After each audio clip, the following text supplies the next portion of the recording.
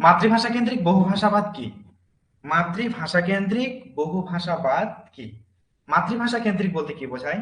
যেটা মাতৃভাষাকে কেন্দ্র করে যেটা হয়। তো মাতৃভাষা কেন্দ্রিক বহুভাষাবাদ মানে মাতৃভাষাকে কেন্দ্র করে বিভিন্ন ভাষাবাদ, বিভিন্ন ভাষা, একে কি বলে বা এটা কি? কেবল মাতৃভাষা শেখা, কেবল মাতৃভাষা শেখা, না মাতৃভাষার মাধ্যমে শেখা, না প্রথমে মাতৃভাষা শেখা এবং তারপর আরো ভাষা যুক্ত করা, না অনেক ভাষা এবং বিদেশি ভাষা সমূহ মাতৃভাষা রূপে শেখা। এখানে একটা জিনিস মাথায় রাখবে, আমাকে বলেছে মাতৃভাষা কেন্দ্রিক, মাতৃভাষা কেন্দ্রিক বহু ভাষাবাদ কি? তার মানে মাতৃভাষাকে কেন্দ্র করে আমরা যে আরো বিভিন্ন ভাষা শিখি সেগুলোকে বলা হয় মাতৃভাষা কেন্দ্রিক বহু ভাষাবাদ। ওকে, তাহলে মাতৃভাষা কেন্দ্রিক বহু ভাষাবাদ বলতে উত্তর হবে কি 3 নম্বর। তোমরা আমাকে মেসেজ করে উত্তরগুলো জানাবে, হ্যাঁ, কোন প্রশ্নের কি উত্তর হবে একটু আমাকে জানাবে মেসেজ করে। ওকে, তারপরে দেখো 107 নম্বর বলছে বিদ্যালয় শিক্ষা কর্মপন্থায় ভাষা যে নামে পরিচিত তা হলো। বিদ্যালয় শিক্ষা কর্মপন্থায়, বিদ্যালয় শিক্ষা কর্মপন্থায় বলতে বিদ্যালয়ের প্রত্যেকটা বিদ্যালয়ের কি রয়েছে? একটা পলিসি রয়েছে। কি রয়েছে? একটা পলিসি রয়েছে। তো প্রত্যেকটা বিদ্যালয়ের যেহেতু একটা পলিসি রয়েছে, কর্মপন্থা রয়েছে, সে বিদ্যালয়ে কি কি কাজ করবে, কিভাবে কাজ করবে, এগুলো তো থাকেই। সেই অবস্থায় বলছে যে বিদ্যালয় শিক্ষা কর্মপন্থায় বা তার পলিসিতে ভাষা যে নামে পরিচিত, ভাষাকে যে নামে ডাকা হয় বা ভাষাকে যেভাবে পরিচয় দেওয়া হয়, কি হিসেবে ভাষাকে পরিচয় দেওয়া হয়? বহুভাষিক শিক্ষা, শিক্ষার ভাষা, মাতৃভাষা কেন্দ্রিক বহুভাষিক, না 3 ভাষা পদ্ধতি, কোনটা? মাথায় রাখবে, উত্তর হবে 3 ভাষা। আমরা জানি 3 ল্যাঙ্গুয়েজ ফর্মুলা কিন্তু আমাদের দেশে প্রয়োগ রয়েছে। প্রথম যেটা ভাষা সেটা হলো কি মাতৃভাষা, দ্বিতীয় যেটা ভাষা সেটা আমাদের ক্ষেত্রে ইংরেজি ভাষা, তৃতীয় যেটা ভাষা সেটা হলো সংস্কৃত বা হিন্দি, যে কোনো একটা ভাষা। এই 3টে ভাষা আমাদের স্কুলে পড়ানো হয়। অতএব আমাদের যে স্কুল, এই স্কুলের যে পলিসি, সেই পলিসিতে ভাষা ত্রিভাষা পদ্ধতি নামেই পরিচিত। অতএব উত্তর হবে 4। ওকে, তারপর 108 নম্বরে আসো, বলছে সমগ্র ভাষা কর্মসাধন পদ্ধতি হলো। সমগ্র ভাষা কর্মসাধন পদ্ধতি, আচ্ছা সমগ্র ভাষা কর্মসাধন পদ্ধতিটা কি, এটা আমাকে কোশ্চেন করেছে। এখানে একটা জিনিস মাথায় রাখতে হবে, সমগ্র ভাষা বলতে কি বোঝায়, সমগ্র ভাষা বলতে কি বোঝায়। তো সমগ্র ভাষা কর্মসাধন পদ্ধতি বলতে 1 নম্বরে বলছে এমন একটি ধারণা যেখানে শিক্ষার্থীরা উম, বর্ণ ও ধ্বনি থেকে শব্দ, শব্দগুচ্ছ এবং বাক্যের মধ্য দিয়ে একটি ভাষা শেখে। এটাকে কি সমগ্র ও, ভাষা কর্মসাধন পদ্ধতি বলা হয়? মাথায় রাখবে, এই ধরনের স্টেটমেন্ট কখনোই সমগ্র ভাষা কর্মসাধন পদ্ধতিকে প্রমাণ করে না। 2 নম্বরে দেখো এমন একটি ধারণা যেখানে শিক্ষার্থীরা ভাষা খণ্ডের মধ্য দিয়ে ভাষা শেখে, তারপর ক্ষুদ্র অংশ যেমন শব্দ, বর্ণ ইত্যাদি বোঝে। গল্পটা কি? সমগ্র ভাষা কর্মসাধন এর ক্ষেত্রে মাথায় রাখতে হবে যে এটা এমন একটা ধারণা যেখানে শিক্ষার্থীরা ভাষা খণ্ডের মধ্য দিয়ে ভাষা শেখে, ভাষা খণ্ডের মধ্য দিয়ে। কেন? একটা শিশু যখন ভাষা শেখে তখন সে জন্মের পরেই কিন্তু সমস্ত ভাষা ঠিকঠাক ভাবে বলতে পারে না। সব ভাষা তার কাছে কিন্তু মানে একবারে পুরোপুরি ভাষা কিন্তু তার কাছে বোধগম্য নয়। সে ভাষাকে প্রথমে একটা, তারপর দুইটা, তারপর তিনটে, তারপর চারটে, তারপর পাঁচটা, এইভাবে কি করে তারা ভাষাগুলোকে শেখে, এইভাবে ভাষা অর্জন করে। এই ভাষা অর্জনের ক্ষেত্রে, ভাষা অর্জনের ক্ষেত্রে তারা কি করে, আগে খন্ড খন্ড ভাষাগুলো শেখে। আর এই খন্ড খন্ড ভাষা শেখার মাধ্যমে বা মধ্য দিয়ে তারা কি করে, পরে যে ক্ষুদ্র ক্ষুদ্র জিনিসগুলো সেগুলো সম্বন্ধে তারা ধারণা লাভ করে, যেমন শব্দ, বর্ণ। যেমন আগে দেখো একটা শিশু যখন জন্মায়, জন্মের পরেই কিন্তু সে বাবা, মা, কাকা, জ্যাঠা, জেঠি, দাদা, দাদি এভাবে বলতে শুরু করে।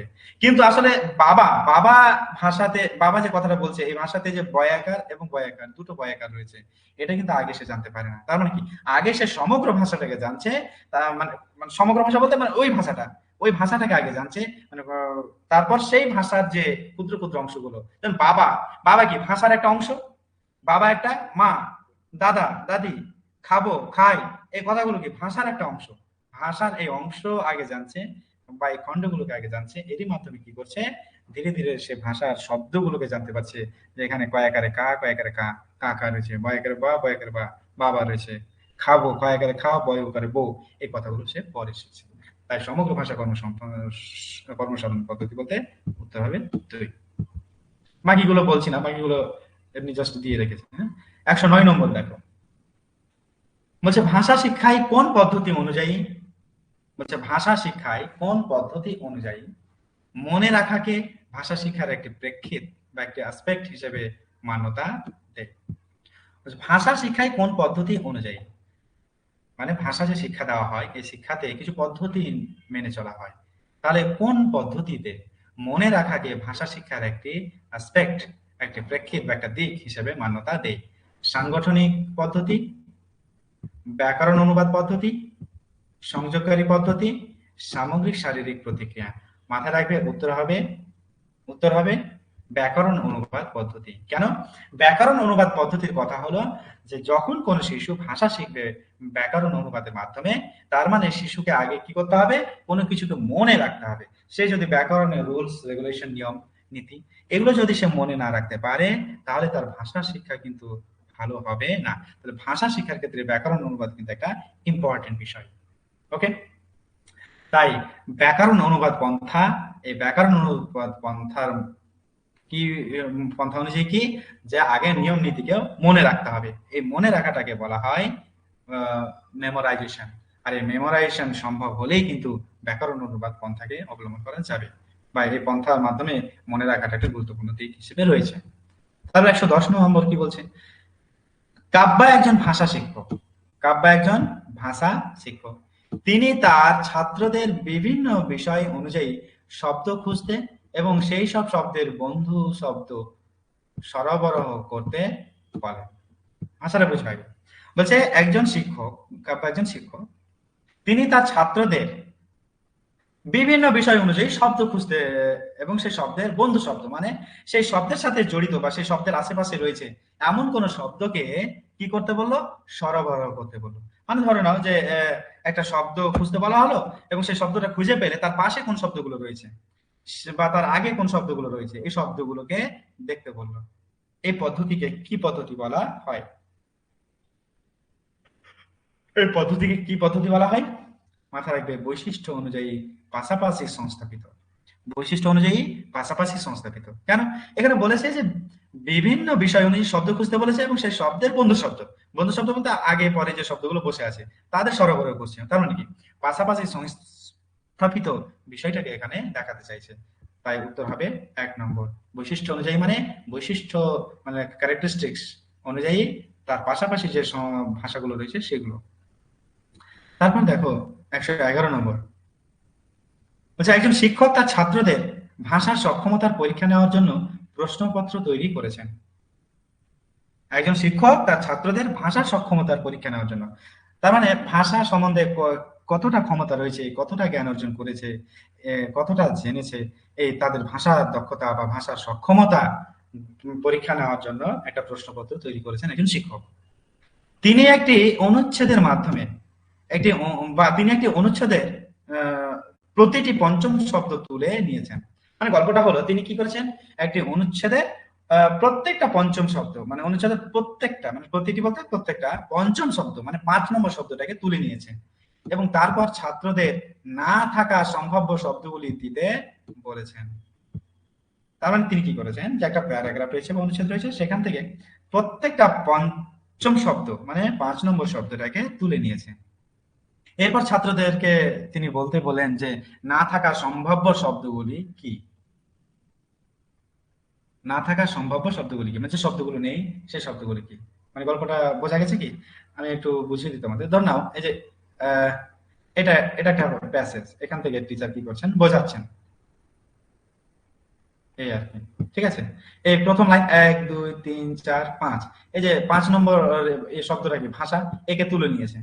তারপরে আবার দ্বিতীয় লাইনে কি করেছে, এই 5 নম্বর শব্দটাকে তুলে নিয়েছে।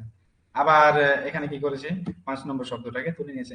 এইভাবে কি করেছে, প্রত্যেকটা মানে এ থেকে, হ্যাঁ, আহ, অনুচ্ছেদ থেকে আর কি, অনুচ্ছেদের প্রত্যেকটা পঞ্চম নম্বর বা পঞ্চম শব্দটিকে এভাবে তুলে নিয়েছেন। এবার তুলে নেওয়ার পরে শিক্ষার্থীদের বা ছাত্রদের তিনি বলছেন, আচ্ছা বলো তো যে এখানে যে ভাষাগুলো নেই সেই ভাষাগুলো কি। তা প্রথম লাইনে কি হবে? প্রথম লাইনে হবে ভাষা, ভাষা নেই। তারা বলবে স্যার এখানে ভাষা নেই। দ্বিতীয় লাইনে বলবে স্যার প্রশ্নপত্র নেই। তৃতীয় লাইনে বলবে স্যার অনুচ্ছেদ নেই। কেন? কারণ হলো প্যাসেজ থেকে বা অনুচ্ছেদ থেকে ভাষাগুলো যেগুলো তুলে নিয়েছেন সেগুলো বলতে বলছেন। এই পাঠ পদ্ধতিকে কি বলা হয়? এই ধরনের পাঠ পদ্ধতিকে কি বলা হয়? এটা হলো কোশ্চেন।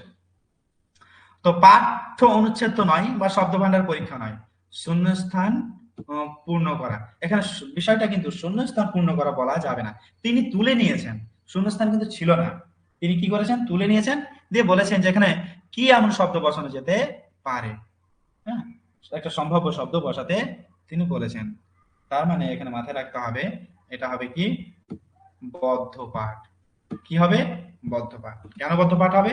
কারণ হলো যে এখানে যেটা বলতে চাইছে যে শব্দ শব্দগুলোকে যে টিচার করে নিয়েছেন, তুলে নিয়েছেন, সেই তুলে নেওয়া শব্দগুলোকে তিনি কি করছেন আবার আহ সম্ভাব্য শব্দ হিসেবে খুঁজতে বলছেন। এগুলোকে কি বলা হয় বলো? এগুলোকে এমনিতে ইংরেজিতে বলা হয় কোলন রিডিং। কোলন রিডিং, ওকে, বা বদ্ধ পাঠ। এইটুকু শুধু মনে রাখো, বেশি জানা দরকার নেই। ওকে, মানে এখানে তোমরা যদি কোলনের কথা বলো বা পদপাঠ বলো, মাথায় রাখবে যে কোনো একটা শব্দ তুলে দেওয়া হয়েছে, ঠিক ওইরকম একটা শব্দ বসানোকে পদপাঠ বলা হয়, ওইরকম একটা শব্দ। হ্যাঁ, আচ্ছা তারপরে আসো 112 নম্বর। যে বলার সময় যথাযথ উচ্চারণে সঠিক ক্রমে সঠিক শব্দের ব্যবহার হলো। বলার সময় যথাযথ উচ্চারণে সঠিক ক্রমে সঠিক শব্দের ব্যবহার হলো। শরীরী ভাষা, বলার পদ্ধতি, ভাষা ক্রিয়া, ভাষার ব্যবহার কি?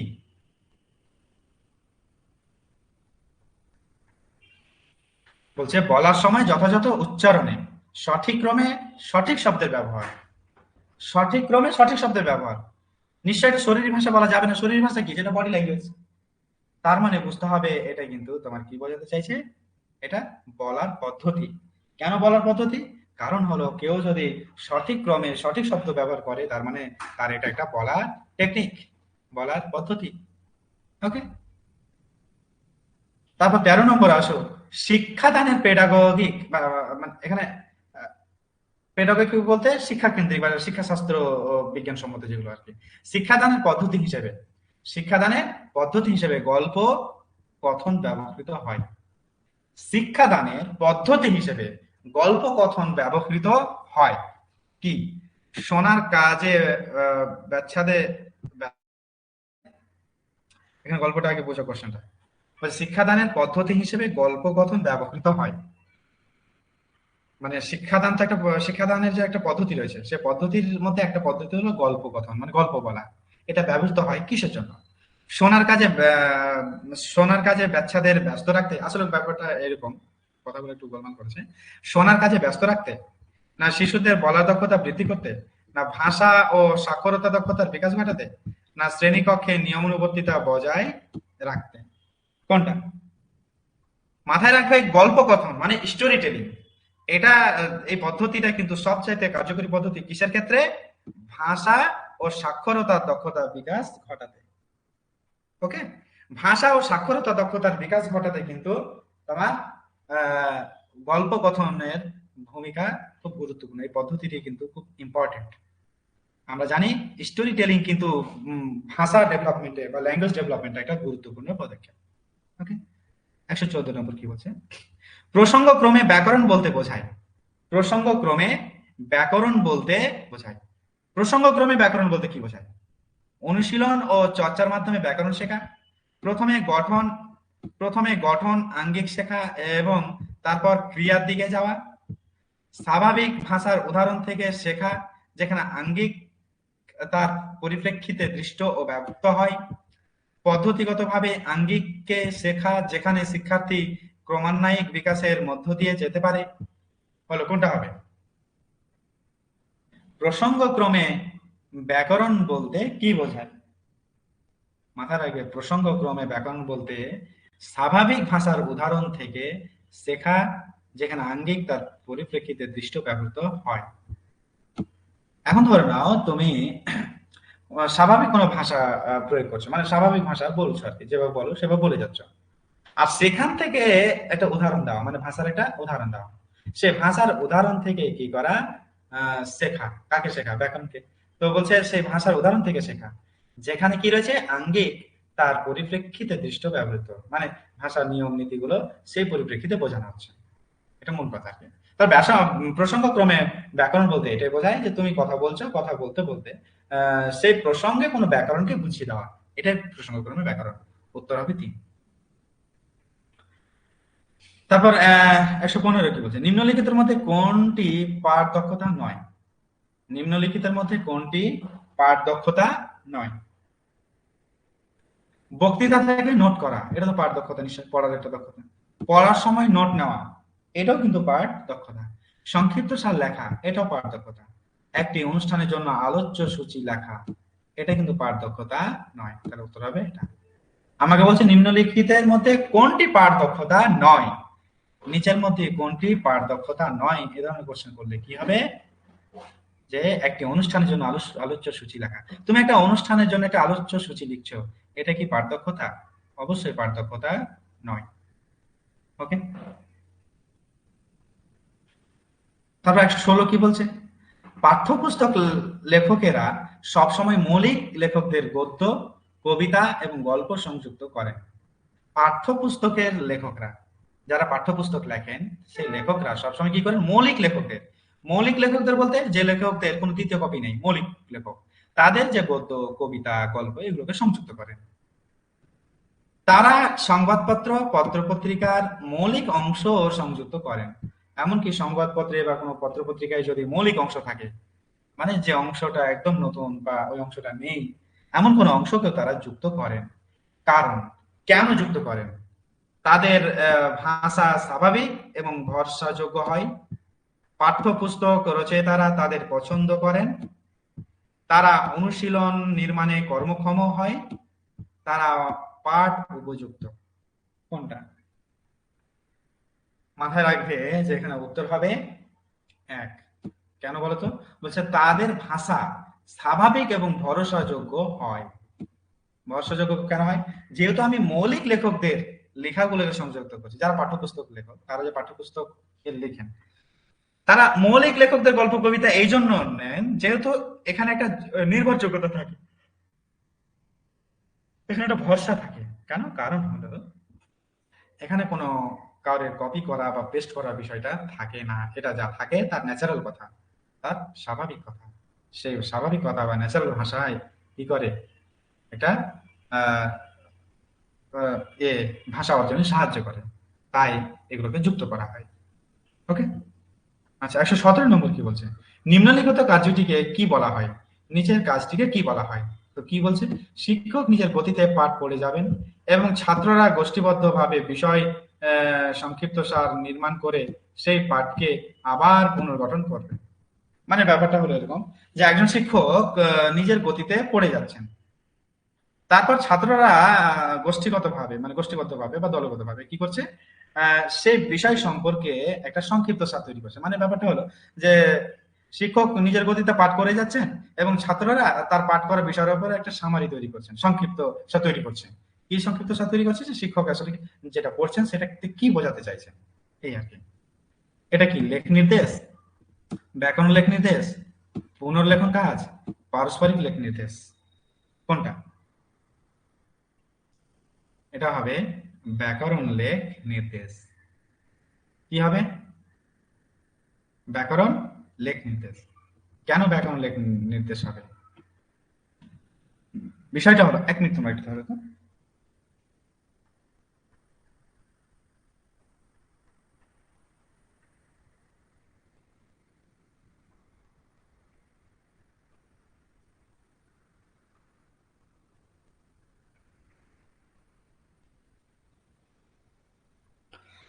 আচ্ছা, কি বলছিলাম? যে ব্যাকরণ লেখ নির্দেশ কেন হবে? এই জন্য ব্যাকরণ লেখ নির্দেশ হবে যে যখন একজন শিক্ষক কোনো পাঠ পড়ছেন, সে পাঠ পড়ার সাথে সাথে ছাত্রদেরকে তিনি বলছেন যে তিনি যা বলছেন বা তিনি যা পাঠ করছেন তার সংক্ষিপ্ত সার তৈরি করো, আর পুনরায় নির্মাণ করতে বলছেন। এই যে পুনর্গঠন করা, এই পুনর্গঠন করার ক্ষেত্রে তাদের কি প্রমাণ হবে? তাদের এটাই প্রমাণ হবে যে তারা যে সংক্ষিপ্ত সারটা লিখবে, লেখার কিন্তু ব্যাকরণ প্রয়োগ রয়েছে, সে ব্যাকরণটা প্রয়োগ ঠিকঠাক না করলে কিন্তু সেটা ঠিকঠাক পুনর্গঠন হবে না। তাহলে তাকে পুনর্গঠন করতে গেলে সঠিক ব্যাকরণগত ভাবেই কিন্তু ভাষাকে লিখতে হবে। তার মানে ব্যাকরণ উল্লেখ নির্দেশ হবে উত্তর। তুমি যে কোনো কিছু কারো সংক্ষিপ্ত সার লিখো না কেন, ওখানে তোমার ব্যাকরণটা কিন্তু একটা গুরুত্বপূর্ণ বিষয়।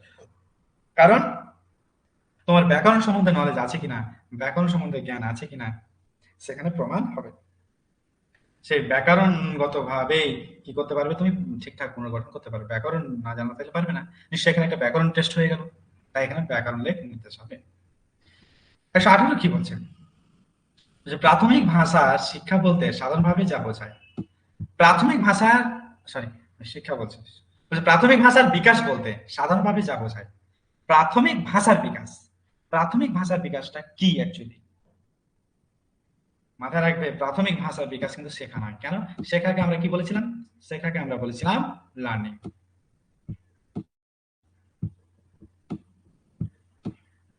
শেখাকে আমরা লার্নিং বলেছিলাম। কেন? এই প্রাথমিক ভাষার বিকাশ কিন্তু লার্নিং নয়। প্রাথমিক ভাষার বিকাশ হলো অর্জন করা, যাকে আমরা অ্যাকুইজিশন বলি। অর্জন করা। কেন অর্জন করা? কারণ হলো প্রাথমিক ভাষার বিকাশ বলতে আমরা কি বোঝাই, একটা শিশু যখন জন্মায়, জন্মানোর পরে সে কিন্তু কারোর কাছে ভাষা শিখতে যায় না। ভাষা শিখতে না গিয়েও সে কি করতে পারে, দিব্যি ভাষাকে অর্জন করে নিতে পারে। দেখো 1.5 বছরের বাচ্চা, 2 বছরের বাচ্চা বা 3 বছরের বাচ্চা দিব্যি অনর্গল কথা বলতে পারে। কেন? কারণ হলো তার একটা অর্জন ক্ষমতা রয়েছে। এই যে ভাষার বিকাশ, এটাকে বলা হয় অর্জন করা। এটা নিশ্চয়ই শেখা না, এটা শিখিনি। এটা কি করেছে, সে নিজে অর্জন করে নিয়েছে ন্যাচারালি, স্বাভাবিকভাবে। আর এটা প্রাথমিকভাবেই সম্ভব। পরে যখন তারা আরো ভালোভাবে শিখতে যাবে বা অন্য ভাষা শিখবে, তখন তাদের ব্যাকরণ জানাটা খুব জরুরি হয়ে পড়ে। কিন্তু প্রাথমিক ভাষার বিকাশ হলো অর্জন করা। ওকে, তারপর 119 কি বলছে, প্রথমে শ্রেণীকক্ষের একজন শিক্ষকের ছাত্রদের মাতৃভাষা আলাদা ছিল। প্রথমে শ্রেণীকক্ষের একজন শিক্ষকের ছাত্রদের মাতৃভাষা আলাদা ছিল, মানে প্রথম শ্রেণীকক্ষের। আচ্ছা, প্রথম শ্রেণীকক্ষের একজন শিক্ষকের মানে বুঝতে পারছো, প্রথম শ্রেণীকক্ষের একজন শিক্ষকের ছাত্রদের মাতৃভাষা আলাদা ছিল, মানে তাদের যে ফার্স্ট ল্যাঙ্গুয়েজ সেটা আলাদা ছিল। তিনি শ্রেণীকক্ষের প্রতিটি শিক্ষার্থীকে সব ভাষায় পরস্পরকে সম্বোধন করতে বলেন। যেহেতু সবার মাতৃভাষা আলাদা, সেহেতু তিনি কি বললেন, শ্রেণীকক্ষের প্রত্যেকটা শিক্ষার্থীকে তাদের যে আলাদা আলাদা ভাষা রয়েছে তাদের সব ভাষাতে পরস্পরকে সম্বোধন করতে বলেন। ছাত্ররা প্রতিদিন বিভিন্ন ভাষায় কিছু শব্দের সঙ্গে পরিচিত হওয়ার চেষ্টা করে। যেহেতু বিভিন্ন মাতৃভাষার ছেলে মেয়ে আছে, ফলে তারা যখন একে অপরকে নিজের নিজের ভাষাতে সম্বোধন করবে, তখন কি হবে, নতুন নতুন কিছু ভাষা তারা যোগ করবে, শিখবে। শিক্ষক কোন কৌশল ব্যবহার করেছেন, তাহলে শিক্ষক যে এই কৌশলে যে নতুন নতুন শব্দ শেখাচ্ছেন বা ভাষা শেখাচ্ছেন, এই ক্ষেত্রে তিনি কোন কৌশলটাকে অবলম্বন করছেন বা ব্যবহার করছেন? উপায় হিসেবে বহুভাষিক ব্যবহার, না বহুভাষা পরিচয়, না কৌশল রূপে বিবিধতা, না এক ভাষিকতা? কি হবে বলো? নিশ্চয় হবে উপায় হিসেবে বহুভাষিক ব্যবহার। মাথায় রাখবে যে আমরা যে বিভিন্ন ভাষাভাষী, এটাকে আমরা কখনোই নেগলেক্ট করতে পারি না, ইগনোর করতে পারি না। বহু ভাষাভাষী আছি মানে, ধরো নাও, কেউ বাংলা বলছে, কেউ হিন্দি বলছে, কেউ ইংরেজি বলছে, আবার কেউ বাদিয়া ভাষা বলছে, কেউ খোট্টা বলছে, কেউ আবার চাই বলছে, কেউ ঘোষ বলছে, কেউ এ বলছে, বিভিন্ন ধরনের ভাষাভাষী ছেলে মেয়ে রয়েছে। তারা যদি সবাই নিজের নিজের ভাষাতে একে অপরকে ইয়ে করে, অ্যাড্রেস করে, সম্বোধন করে, তাহলে কি হবে? সবাই সবার ভাষা শিখতে পারবে। তাহলে এটা একটা রিসোর্স হয়ে গেল না, এটা একটা সম্পদ হয়ে গেল। তার মানে এটা কখনো খারাপ জিনিস হতে পারে না, এটা একটা রিসোর্স। তার মানে এটা নিশ্চয়ই একটা রিসোর্স হিসেবে কি বহুভাষিক ব্যবহার। ওকে, 1 নম্বর উত্তর। 120 কি বলছে, নিম্নলিখিতের মধ্যে কোন পদ্ধতিটি শিক্ষার্থীদের ভাষা শিক্ষার জন্য আদর্শ নয়?